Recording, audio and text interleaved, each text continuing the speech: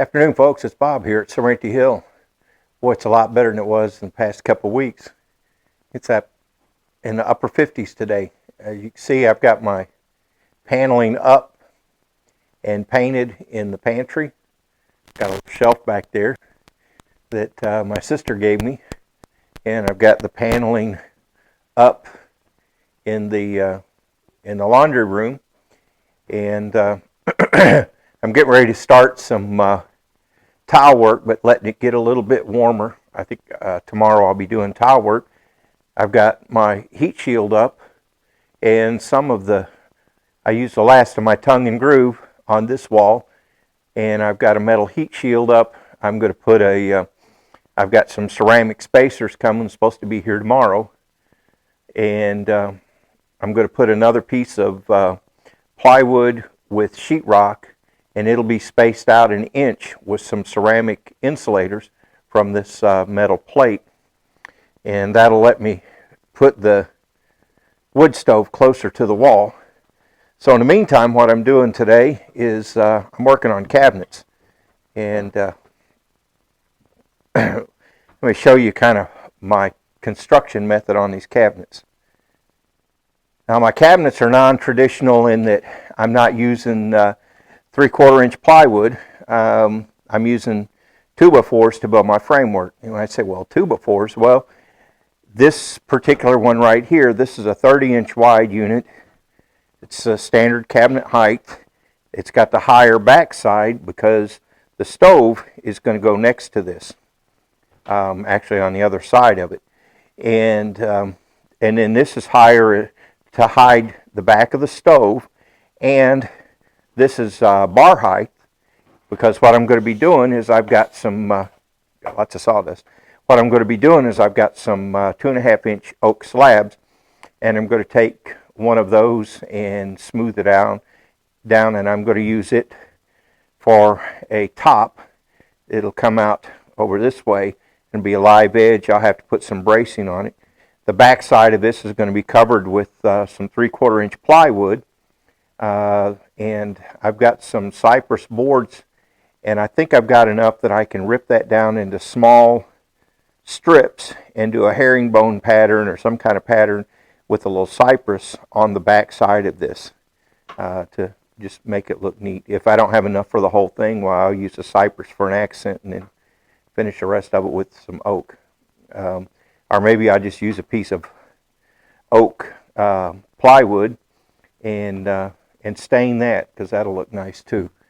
So at any rate, that's why that back's not covered. Now the frame, I start out with 2x4s, get them as straight as I can, and then I cut them down to 3-inch width and use those. This particular one, size like this, uses about 3.5 2x4s, and with the price of 2x4s nowadays, the last batch that I got, they were, I think, $3 a piece. So I got $12 worth of lumber into this. And then for the cladding on the sides, I've got some 1/4-inch utility plywood paneling. And this is like $20 for a 4x8 sheet. And it's plenty thick for what I'm doing. This one is painted white on this side because this is actually butting up against another cabinet. And this is actually going to be what you see on the inside of the cabinet it butts up to. As you see, I paint them white on the inside because we just think white cabinets look nice. Now, some people might not like that it's not as smooth because of having the plywood. You can see the frame, but the only time you see that is when you open it. And again, it's good and sturdy.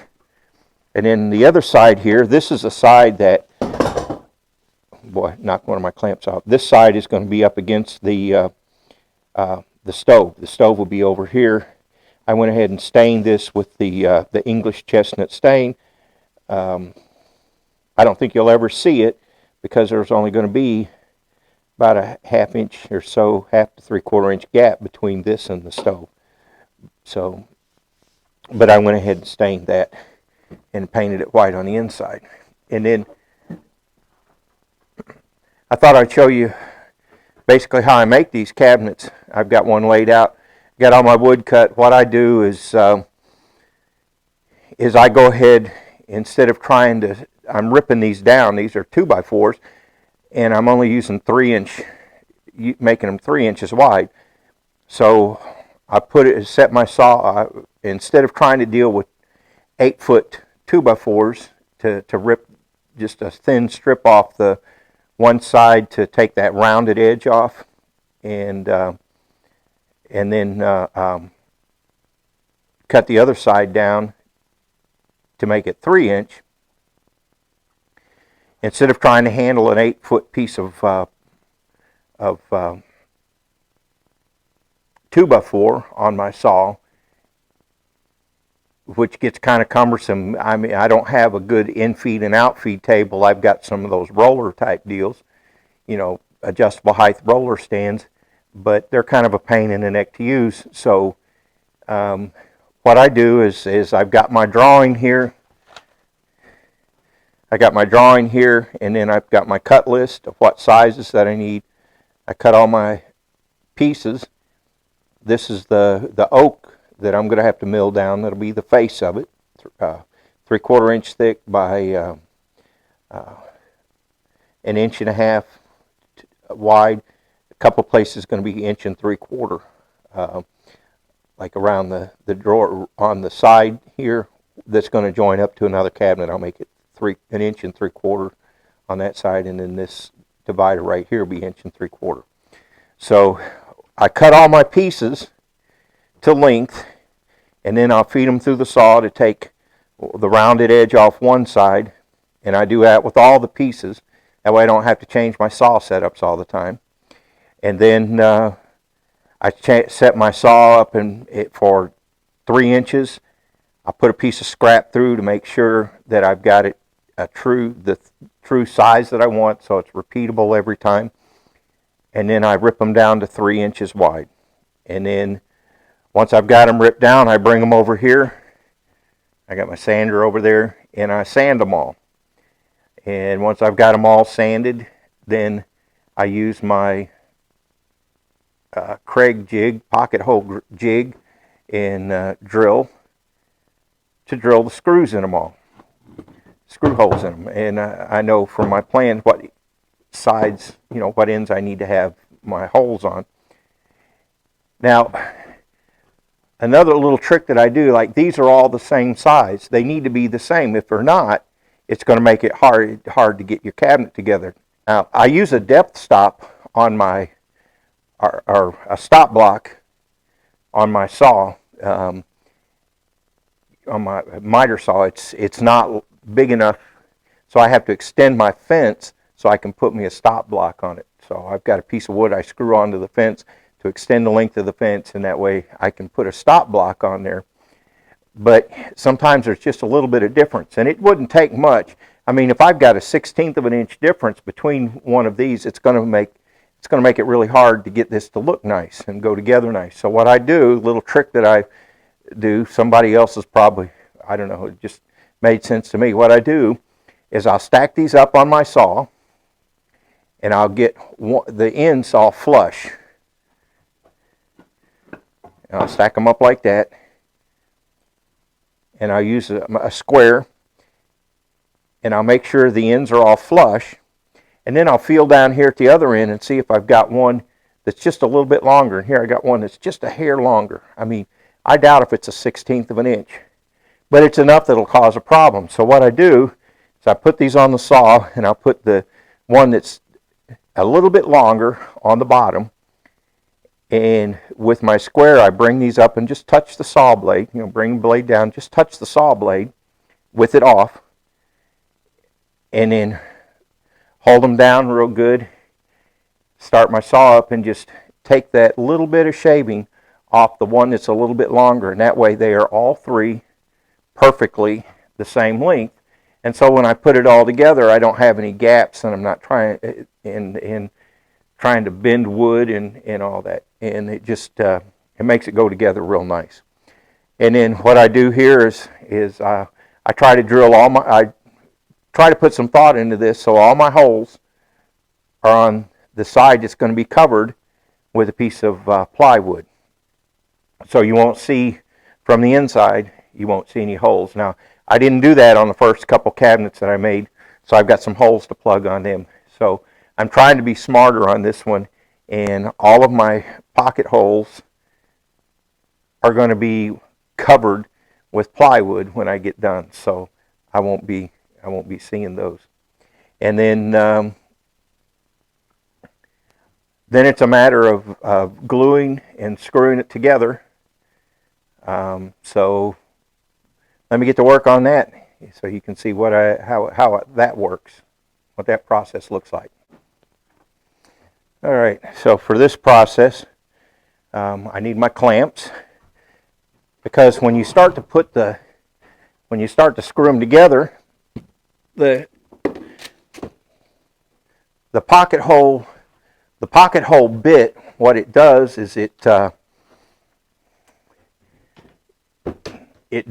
drills to almost the end of the board. You see, it doesn't come through the end of the board, and so your screws kind of go through that, and when they do, and then into the other board, it has a tendency to want to push it away, and that can let things get all cattywampus. So what I do is I'll get my screws out here. I go ahead and put them in, get all set and ready to go. And you might think, well, why in the world would you do all of the cutting first and then do all this and then do all that and do one process? Well, that way I don't have to do a lot of different setups on my saw, and when it comes assembly time, it's just boom, boom, put it together. I'm not having to sit here and finagle with things. And it's always best when you're assembling to do a dry fit and make sure it all goes together. That's why you see me, I had this all laid out there. And now this is end grain. But an interesting thing about this wood, I'll show you on the next one, but these last set of 2x4s that I got, this last batch I got, and I guess I should go back and get more, but they're German. It actually, I'm looking at it, and you can see there how close the growth rings are. That's a lot closer than it is. Oh, you can also see another thing I do there. When I cut these, I write the length on them, so I can look at the end and know, because I got some pieces that are fairly close in size, and it's just one of the things I do. Now, what you do, you kind of, the end grain on the wood really soaks up a lot of glue, so you kind of pack it in, let it soak some up. Some people use a diluted mixture of glue, but let it kind of dry up some. Let that end grain soak up as much of that glue as it can, so that you have a good bond.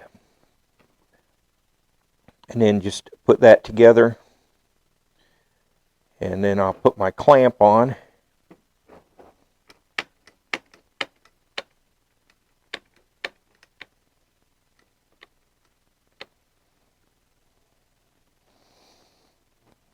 Make sure that it's flush there, make sure it's squared up,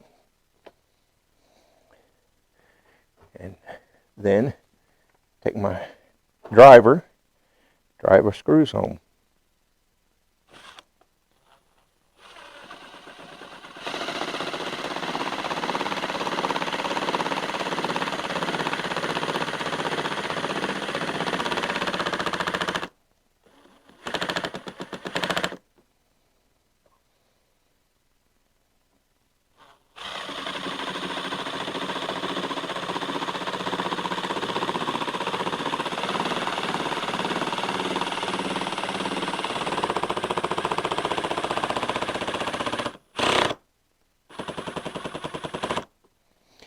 And with the variable torque that this thing has, a variable speed and variable torque, it lets me go a little slower to the end, and then when they bottom out, you can hear the torque kind of slow down, or so that I don't drive it in too far.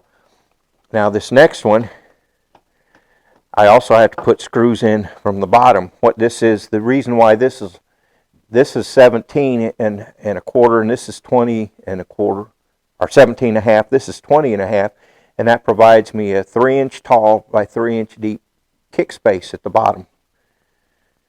So, you know, I'm trying to follow best practices, and goodness, dropped my clamp.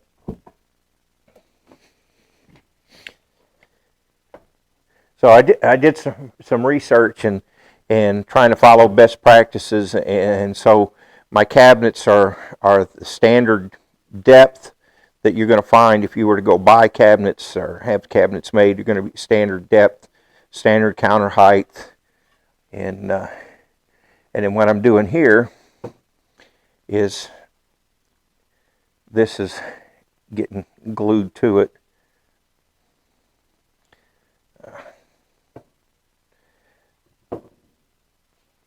So it's a combination of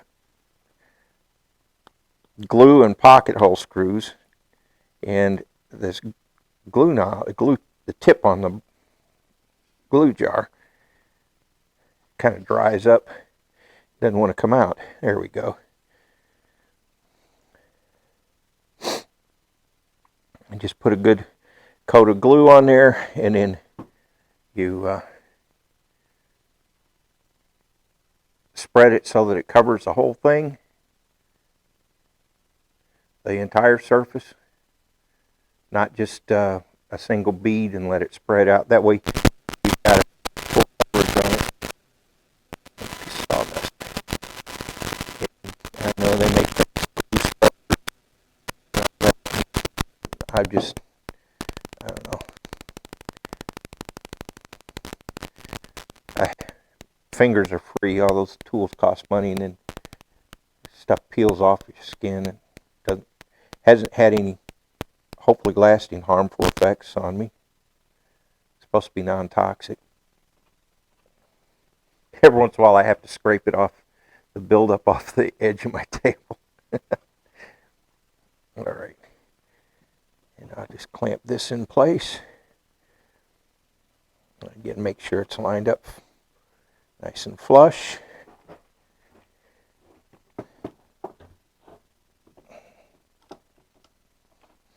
And I'm not going to worry about it here. Just going to make sure it's flush, because I'm putting 3 screws in from the bottom to glue that to hold, and that'll hold it together. That'll hold that part together.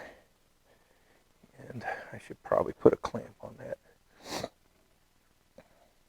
Pardon me while I find me another clamp.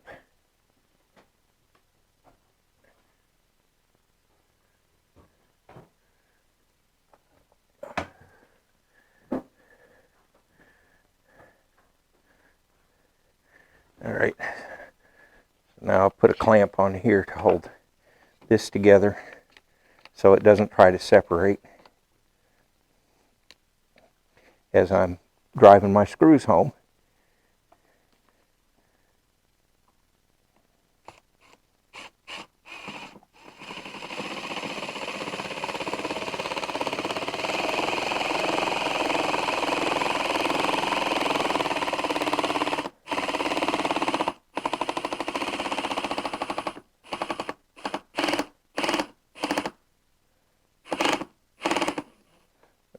Yep, I get some glue squeeze out there, so I know I got it good and tight.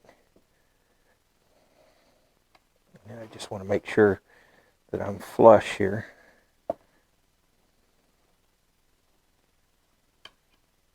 Before I put that screw in.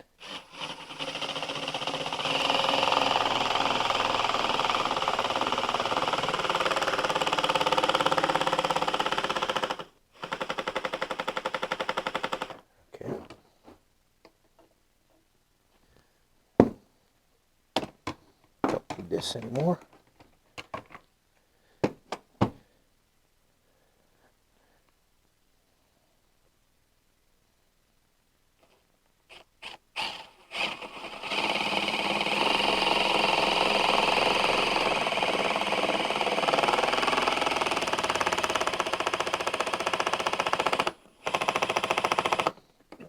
Okay. And that's together. I don't have to worry about this moving away now. So, and these are 2.5 inch long for softwood, and I got some other ones that are fine thread that I use for when I'm putting the oak face frames together and attaching them to the wood.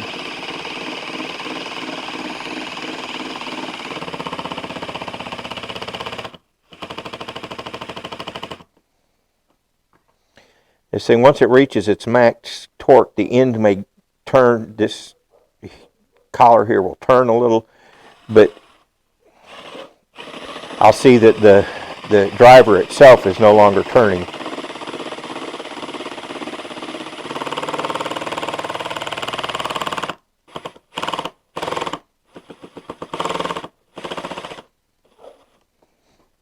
Because it's bottomed out in the hole. And then just, I'll need to get me a damp rag and wipe that off. Okay, so that piece is on. And then what I'll do is I go up here, I gotta get my tape measure and my pencil. And then I'll clamp these on. And then the last piece that goes on will be this one. And I have to write that down because the next one, you know, there's going to be a shelf rest on here, and this one right here is where the drawer runner will mount, and then of course this one, it's just out of frame, is the top of it where the counter will rest on. And put that aside for a second.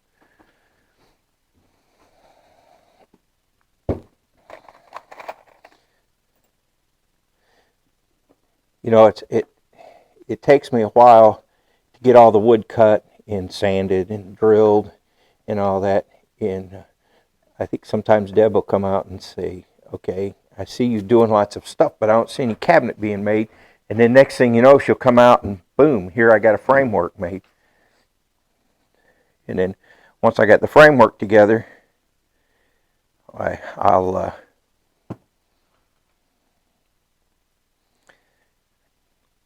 once I get the framework on and get the plywood on, then I will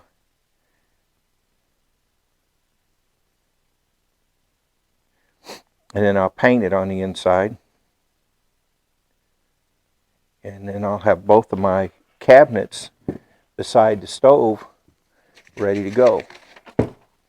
And I'll be building, I'll use the same basic design for the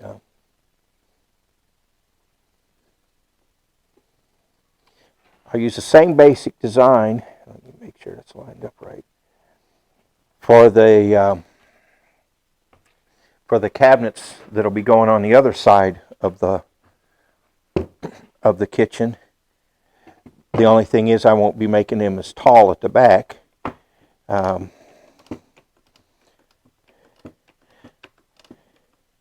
am tempted to go ahead and make them a little bit taller and just fix a backsplash on there instead of my backsplash being on the wall. But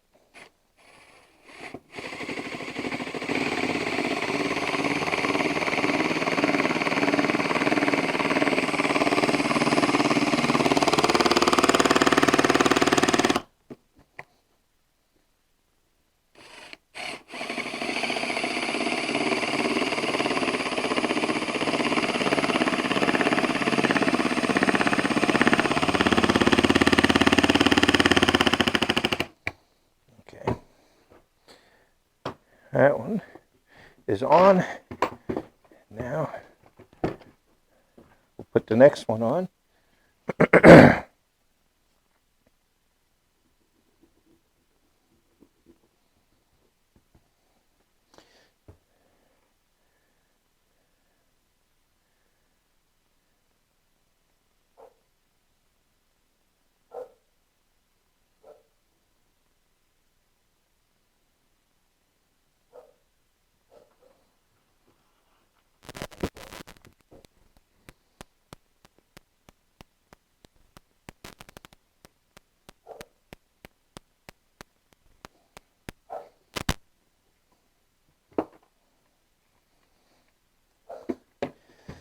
Oh, that dog, he loves to bark. He doesn't know what he's barking at. He's just barking. Okay. As you see, these screws, between the 2 screws and a glue I mean, these things are solid. And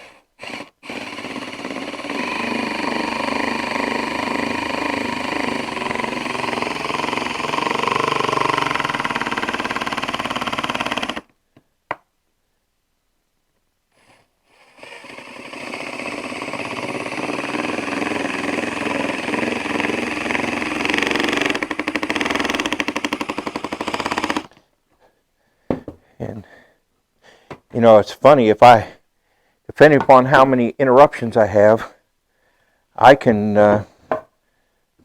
bust a couple of these out in a day.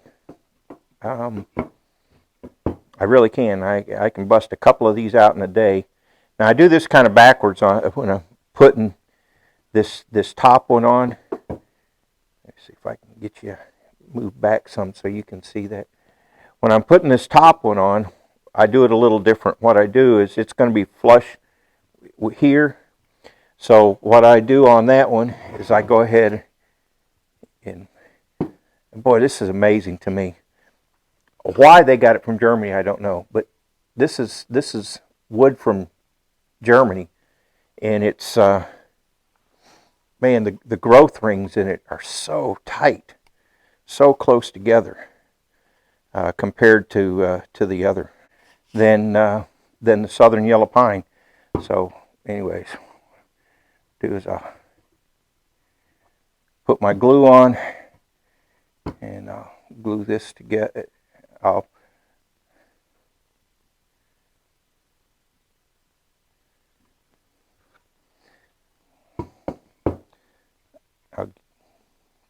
attach it here.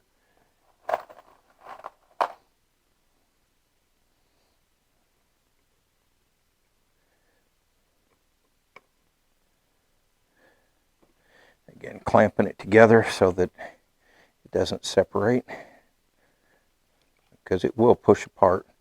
And that way I can make sure I keep this good and straight.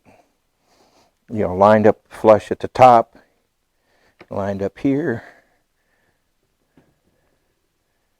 because this is the surface that the countertop is going to rest on.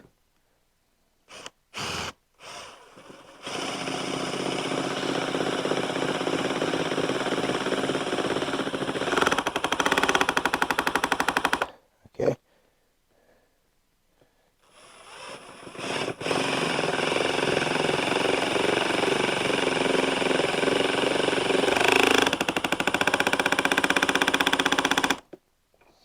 All right.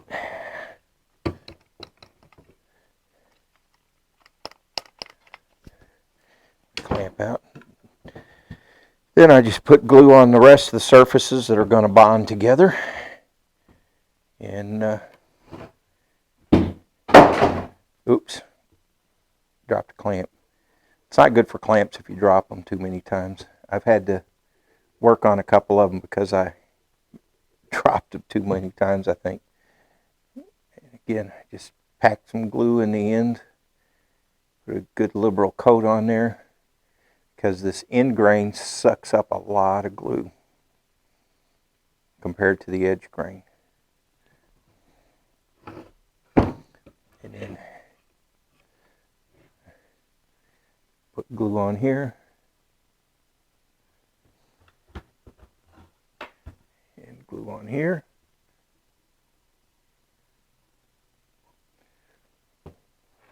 You know, I had to take a hiatus from this when it was so cold, because this glue really likes being used when it's above 50. You can use it when it's in the 40s, but if it's down in the 40s, I found that when it dries, if you have a little residue, it kind of dries a chalky white. It dries a different color, and you know, it works best when it's around 50 degrees. Okay, and then just bring this together. Oops. Had it sitting on my thing there. And I'll put me a couple clamps here to hold this on together.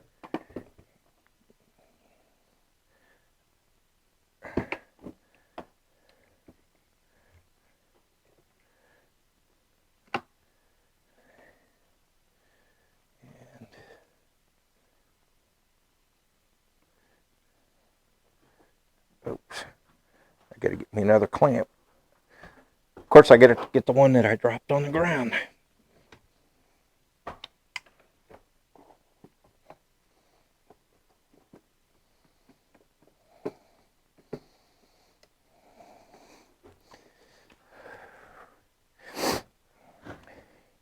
I got way too much stuff in here. Stuff kind of crammed around. Again, you just bring that in to kind of suck it in together. And keep it from pushing apart. I got that other cabinet behind me. Sorry about that, folks. You can't see what's going on, can you? I'm going to do this one.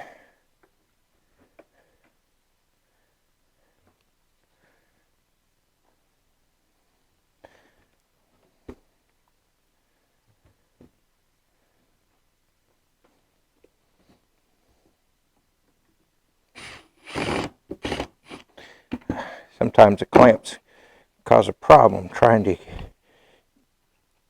get my screw gun in.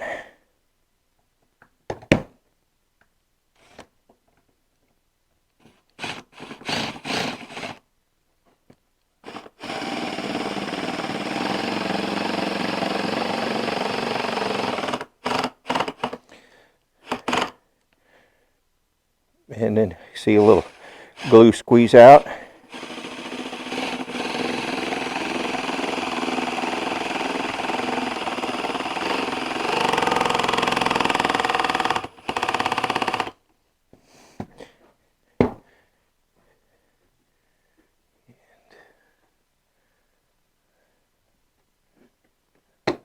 Take my clamps off now because I don't have to worry about it coming apart.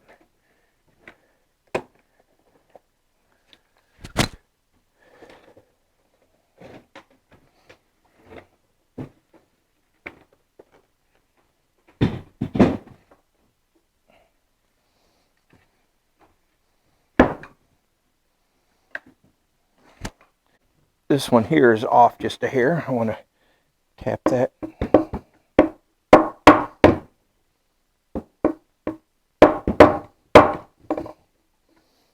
To bring it flush. There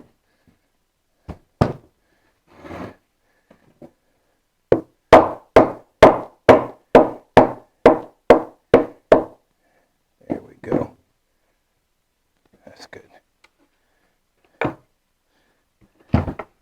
I always keep checking flush because my table isn't as flat as would be nice. So I want to make sure these are flush. And they are.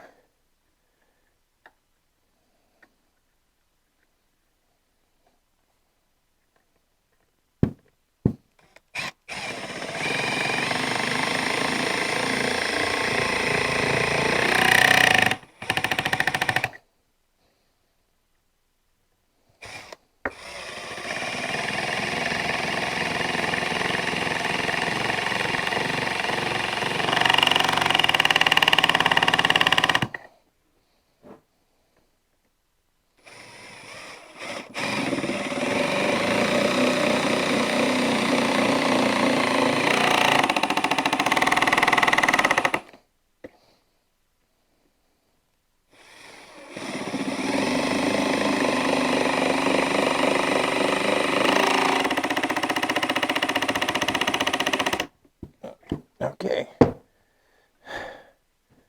All right. That's one side together. All right, as you can see, now that's one side of it together.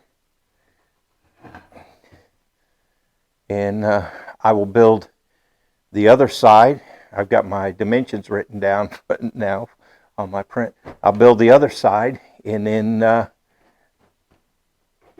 set this down. And then once I get the other side built, then I've got cross piece at the bottom, a cross piece at the top, and then I put a vertical support and then a couple braces in there. Since this is going to have that 2.5 inch piece of thick piece of oak, about 2.5 inches thick by about 14, 15 inches deep, that'll be on this for the countertop, the bar top, and then these braces will give me a place that I can fasten supports for that, so it'll be well supported, so people can lean on it and it'll support the weight. That piece of oak is pretty heavy.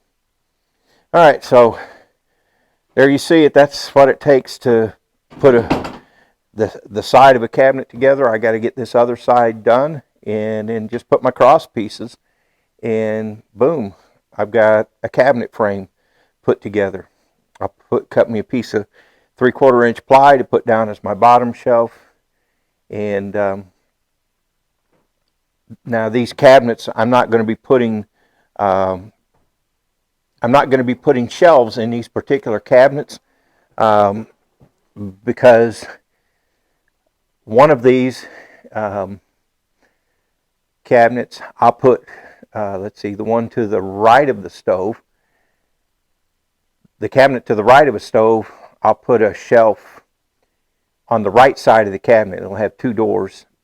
The left side cabinet door, it won't have any shelves in it, because what I'm going to put is like basically a pull-out drawer, and that'll be storage for all our cookie sheets and baking pans in that drawer. So that'll be full height, and then there'll be a half shelf over there for smaller items. And then the cabinet that's going to be on the left side of the stove, there won't be any shelves in that. There'll be a full width drawer. These are 30 inches wide, so subtract 3 for the sides. So it'll be a 27 inch wide drawer there for holding utensils and the like. I was going to make it 2 drawers, but my sister, she has a cabinet that has a 30 inch wide cabinet, has a nice wide drawer, and it's really handy because it's real easy to put things like rolling pins in there. And longer handled cook spoons and stir spoons and spatulas, and you got a stock pot, you need long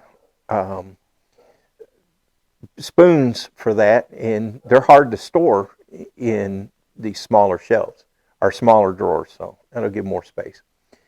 And then underneath that one, where the 2 doors are, there won't be any divider or anything like that. It'll be just 2 doors, no divider. And then I'm going to put pull-out storage in there. They make a real neat thing at Menards. I think it's like $130. Mounts to the bottom of the cabinet, and you slide it out like a drawer, and it's got storage for all your pans and all your lids, and no more having to get down on my knees and go dig into a cabinet. Just open the doors, pull that out, and boom, easy access to all my pots and pans. So, that's some of the things you have to think about when you're building a home that you're going to age into, is building it so that you don't have to get down on your hands and knees and get up into cabinets and look for things. And I know people like to say buy the oak and the birch plywood for the sides of your cabinets. Well, the thing of it is, you never see that. The only part of it that you see is where you have a cabinet that's, if you have a cabinet that is at the end and it's facing like we've got a U-shaped kitchen, so I'll have cabinets on either end of it where you'll see the exposed end of it. Well, that would be the only part that I might splurge and get some oak plywood. But this utility panel that I've been buying, this 1/4 inch utility panel, I use a pre-stain conditioner on it and put the stain on it. It takes the stain really well, and it looks nice. you wouldn't know it's not oak after I put the stain on it. And like I said, it looks really nice. So why would I go spend $85, $90 when something that cost me $20 looks really, really nice and certainly does the job. Deb likes it. People who've seen it like it. So there you go. And again, one of the things I don't have to worry about is sturdiness. With this construction using the inch and a half by 3-inch material, these things are going to be sturdy enough that you go making bread on it and leaning into it, kneading bread, you aren't going to have to worry about it. Somebody decides they want to sit on your counter, no problem. These will support it, no problem. And the dimensional lumber like this is less susceptible to moisture if you were to get a leak or something like that. So, at any rate, but it's just, I know it's not the traditional way that people build cabinets nowadays, but it gives me a really nice, sturdy, and attractive structure for a fraction of the cost. And I don't see where you can go wrong that way. Now, like I said, the one of the luxuries that I have is I've got all this oak. I've got a 5-foot pile, stack of oak boards out in my kiln that are down to 10% moisture, nice and dry. And I'll bring in one of those at a time, and I'll cut it down, run it through the planer to get it to the thickness I want, take all those rough saw marks and everything off. And then I've got beautiful solid oak face frames for these things. And the beauty of it is, I mean, if you go and buy 1x oak material, oak boards, they're expensive. They're expensive. So I've got all that stuff from trees that I had to cut down on my property. Some of it I milled with an Alaska mill. Some of it I took to a local sawmill and they cut it down into boards for me. But so I've got beautiful oak face frames and beautiful oak for my door frames that's not costing me a penny. So, like I said, this between the 2x4s, these that I'm building take about 3.5 2x4s. When I build these where they're just without the tall back on them, it'll take me 3 2x4s, and the 2x4s are down in price now to a little over $3 a 2x4. And then this 1/4-inch sanded utility panel that I'm using for the sides is $20 for a 4x8 sheet. So I've got about 1/4 of a sheet here. So I've got probably less than $15 in materials in a cabinet frame. Now by the time I put my 3/4-inch plywood, and since I'm painting them, I'm just using sanded pine plywood instead of oak or birch, because you can't tell the difference once it's sanded and painted. You can't tell the difference between oak and birch and pine plywood. I've probably, by the time it's all said and done, I'll have about $25 in materials in a 30-inch wide base cabinet with 2 doors and a drawer. So that's a pretty hard price to beat for a really sturdy cabinet. And besides, it's a lot of fun. All right, well, let me get back to work here. And thanks for stopping by. I hope you enjoyed that little bit. And we'll show you these once they're set in place, and got more of them going here.